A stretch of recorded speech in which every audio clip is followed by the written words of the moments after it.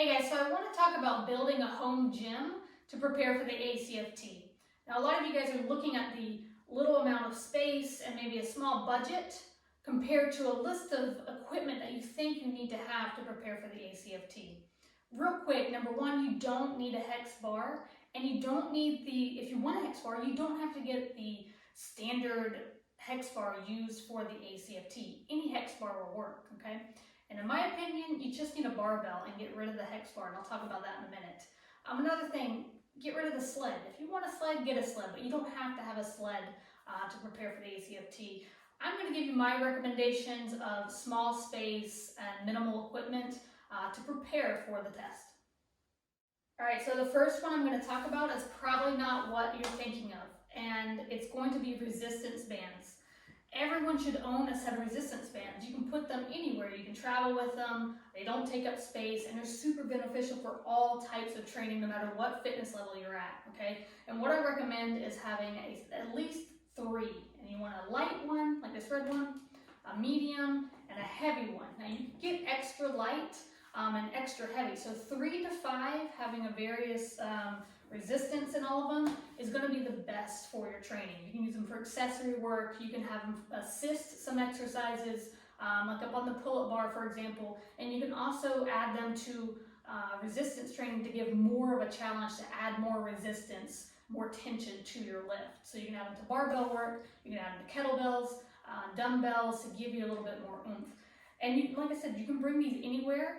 They work full body, so lower body, upper body, joint stability. There's a lot of things you can do with resistance bands. And I know some of you guys look at them online and say that's too expensive for a set of bands, but they last forever. I've had these. I'm not going to tell you the brand. They don't make them anymore, so it's not a point to tell you, but I can drop some links down below, some good ones. If you find a good set and get a good quality set, they will last forever. I've had these for about 6 years. I've used them almost every day for my training. I've used them when I was doing a lot of one-on-one training every day during the week, all day for years, and I haven't had any issues with them. I do every now and then. You want to look through, make sure they're not frayed. I haven't had any fraying on these guys. And there's a lot of good quality ones out there that will do the same. So a good set of resistance bands, 3 to 5, and these are called, the best way to find these kind is 2 ways. Either they're called super bands, but the best thing to look up are pull-up bands. The next one I'm going to talk about are kettlebells. Now, ideally, I recommend having a set of 3, have kind of a lighter one, a medium, and a heavy one. Now, the heavy one might be the 40-pound kettlebell that you bought to train for the sprint dragon carry. If you have bought kettlebells and you're using that to train for your farmer carries, fantastic, but don't let that be the only thing you do with these kettlebells. These are the most versatile pieces of equipment that you could own and train with, okay? Strength, power, conditioning, mobility work. These will help all of that, and they don't take up too much space, right? You can line these up against the wall in any room. They're out of the way. You can put them in the back of a closet. They can slide under the bed. I don't recommend doing that. Have them out so you see them. That'll help you train, use them more. But what I'm saying is they can go anywhere. They can even travel with you. You're going on a road trip. I've taken these kettlebells with me almost on every single road trip I've gone on, okay? Kettlebell swings, Turkish get up, lower body work, upper body work, power, you can push press. You can do your whole training with a set of kettlebells, honestly. If you get a good program, these will help build your strength like no other piece of equipment in the gym, hands down. And if you have any questions about kettlebell training, let me know. I'll put my recommendations on what weights to kind of start out with if you don't have a set. And if you have double one, so if you have 2 40s and you just want to add one more, then getting a lighter one will be ideal for that. So 1 to 3 kettlebells will get you results for that, and that's my recommendation for those. But if you can get more, get more. All right, the barbell and bumper plates. Here are my reasons why. 1, you can work deadlift. You can work sumo deadlift, Romanian deadlift, standard conventional deadlift, all the variations of deadlifts with the barbell. And not only that, you don't have to have a squat rack, okay? You can also work Zercher squats, and there's also Zercher, this is when the barbell is across your arms holding it. You can get into that position without a squat rack. So a squat rack is not needed if have a barbell.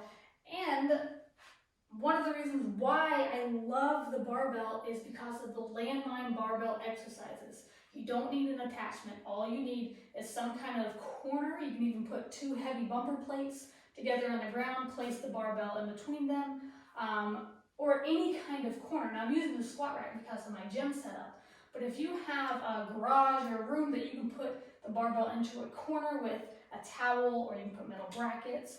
There's even, just recently saw a video where you can cut open a tennis ball, put it at the end of the bar, place it in the corner, and now you have hundreds of exercises, power, strength, conditioning, core stability exercises with this, okay? So you turn into your overhead press, you can do your front squat, you can do anti-rotation here, okay? Landmine deadlifts, single arm. I could spin a whole video, which I will add later on, more on what you can do with the landmine barbell exercises. And it doesn't take up that much space. This is the only space you need here, okay? And this is why I love it so much. The reason why this over the hex bar is because of all the things you can do, okay? The hex bar is a fantastic tool, but it kind of limits you on what your training is, and you want more bang for your buck. The barbell with bumper plates is where it's at. And the last piece of equipment is the pull-up bar, okay? You don't have to have a squat rack like I have here.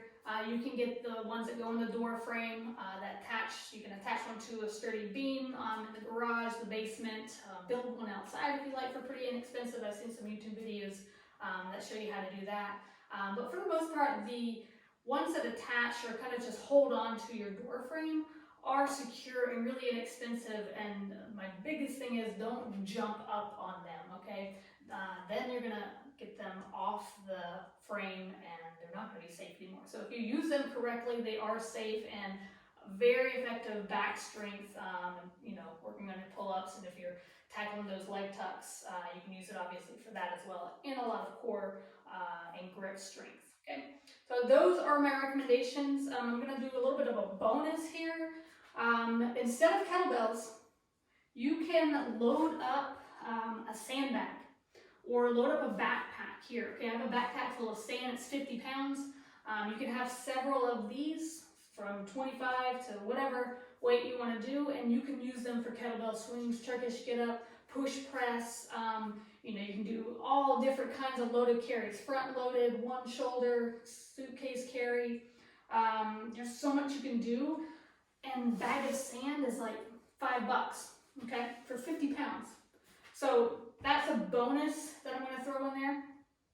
And also another little bonus is getting a door anchor, which is like a nylon piece of a little piece of equipment for your resistance bands, will add more to your toolbox. Okay, you can travel with that, put it in the door, and you have more range of what you can do with the resistance bands. So that, we talked about quality with the resistance bands, so get high quality bands, and also with the kettlebells.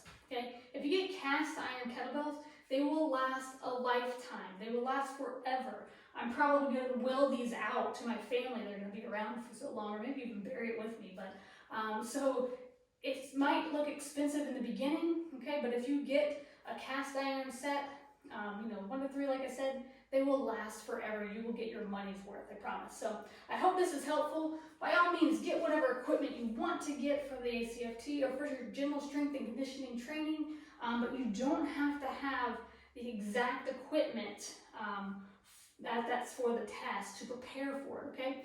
If you're building lower body strength, you're building back strength with kettlebells, with the landmine barbell, then you're building strength for the events. You don't have to just do the events to get better at the events. If you're building strength, conditioning, you know, anaerobic training, if you're doing muscle endurance for your push-ups, all these things, if you're working that in your training, you're going to be fine for the ACFT. You don't have to do the exact training to only pass the test. So if you have any training questions or any equipment questions, you need some help finding some stuff, reach out to me. I'll send you any links that I have, any information that I have. I'm here to help you pass this test.